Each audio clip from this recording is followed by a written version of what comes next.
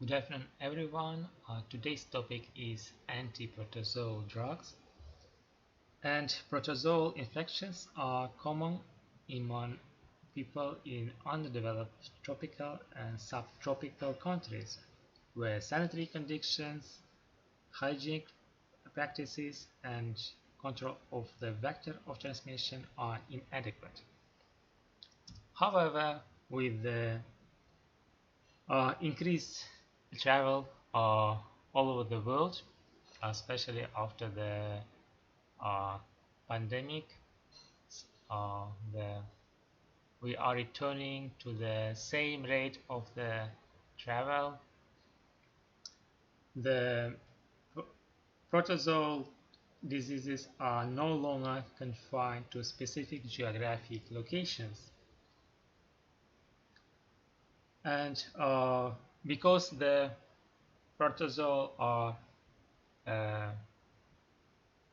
unicellular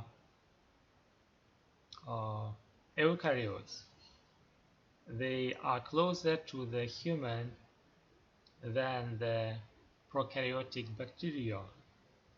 That is why it's harder to treat the protozoal infections, and most of the drugs for the treatment of the protozoal infections will lead to the serious toxic effect, uh, and specifically in those cells that have a high metabolic activity. And most of them are also uh, contraindicated for pregnant women. So the uh, cause of the amoebiasis is Entamoeba histolytica. The disease can be chronic or acute, and the uh, diagnosis is made by extracting the Entamoeba histolytica from the feces. And the contamination is provided by the ingestion of the cysts usually with the uh, dirty hands during the uh, eating. Then the cyst goes to the stomach and will produce trophozoites.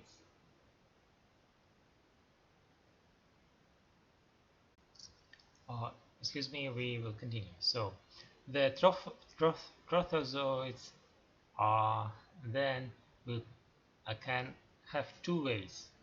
Some of them will penetrate the intestinal wall and multiply and go to the blood, and with the blood can go to any organ, but mostly to the liver because they have a trophy to the liver.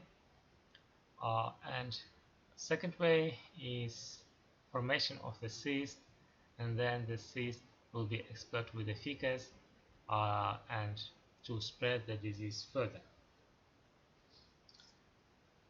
So for the treatment of the diseases, the drugs are divided to the intestinal or external or systemic, and both intestinal and extraintestinal disease. So the choice of the drug depends on the form of the amoebic disease. So for the both intestinal and extraintestinal disease, the two groups are used, nitroimidazoles and emetins. So we will start with the nitroimidazoles. The most commonly used nitroimidazole is metronidazole, that is also effective for the treatment of anaerobic bacterial microflora and protozoa. The mechanism of action is based on the uh, reduction to the active metabolite, so metronidazole is prodrug, and this drug is cytotoxic and will damage the DNA and lead to the uh, death of the cell. The ways of administration are intravenous, oral, and topical.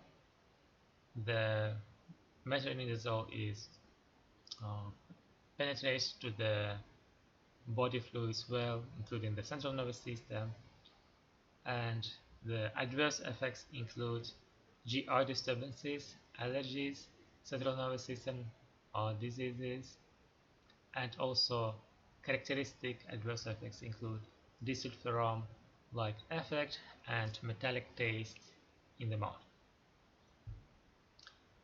Also, the drug is teratogenic, that is why contraindicated for pregnant women, and will increase the warfarin levels and lithium levels because of the concurrent metabolism in the liver. For all the indications for the metronidazole include Georgia diseases, trachoma vaginalis, that is sexually transmitted disease, and in that case both partners should be treated simultaneously. Then Clostridium difficile, that is leads to the intestinal diseases, and Crohn's disease as well, and uh, uh,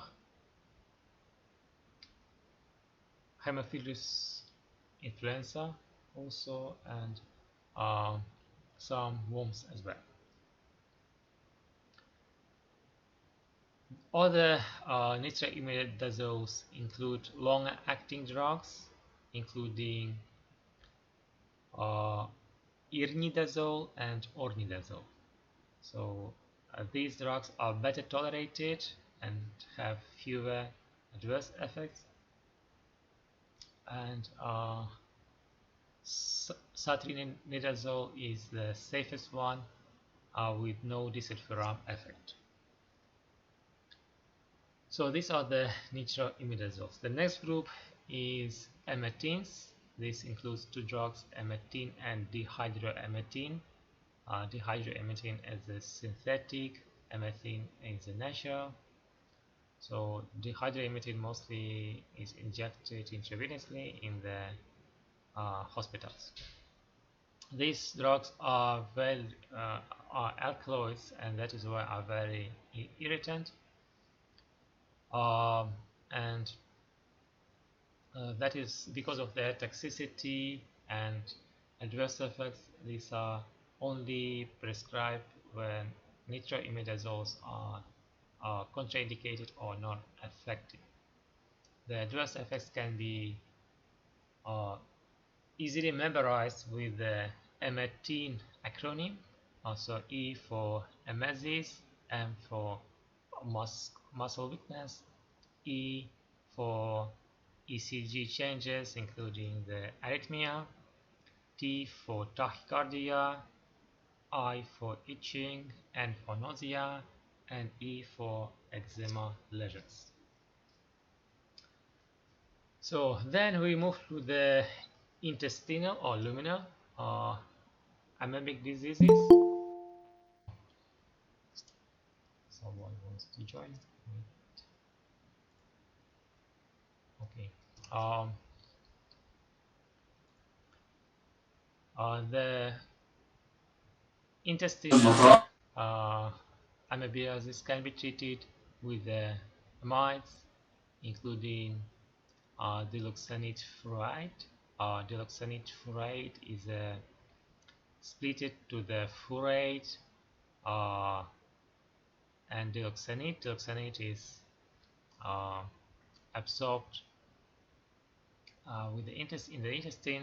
Furoate will be active substance that will kill the trophozoites in the lumen. This is a drug of choice for the asymptomatic carriers for the chronic disease, um, and also can be used for the eradication of the Entamoeba histolytica in asymptomatic carriers. The adverse effects include rash and flatulence. The other amyloids include nitroxoxanide, that is active compound is desoxanide. Then the iodoquinols or iodoquinol is a very toxic drug. That is why is not had been used a long time ago, but is now is because of the toxicity is not used anymore. So because of the high toxicity, the iodoquinol will lead to the increase of the thyroid and iodine toxicity and central nervous system disorders. Then the third one for intestinal amoebiasis is antibiotics. Two groups are commonly used: tetracyclines.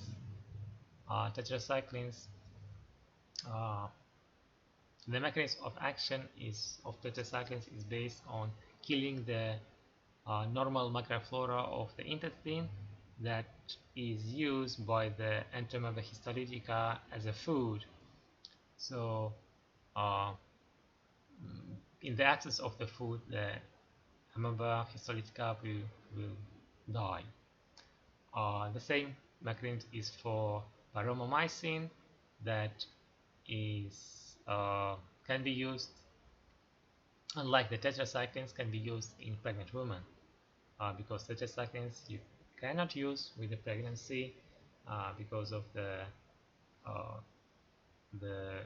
action on the calcium tissues like teeth and bones that later will lead to the weakness of the bones. So, and the last group is extraintestinal amoebiasis, that include chloroquine for the treatment of the mostly hepatic amoebiasis, but also for other organ amoebiasis as well. Chloroquine has a good absorption with the oral administration, and is commonly used, and also is concentrations are high in the liver. That is why most used for the hepatic amoebiasis. For the other anti-protozoal diseases, we will just name the drugs and corresponding disease. Methotrexate is used for the visceral leishmaniasis. So leishmania is commonly seen disease in South America.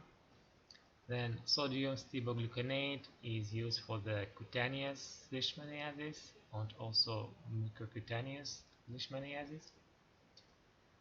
Pentamidine also used for the leishmania and additionally for the pneumocystis jirovecii in HIV patients.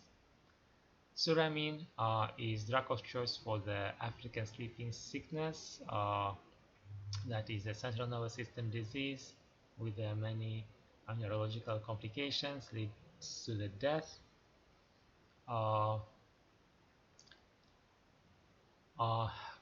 Methanesoprol is also for the same disease, but suramine is only effective if the central nervous system is not involved yet. So methanoprozole can be effective after central nervous system symptoms, and administered intravenously uh, and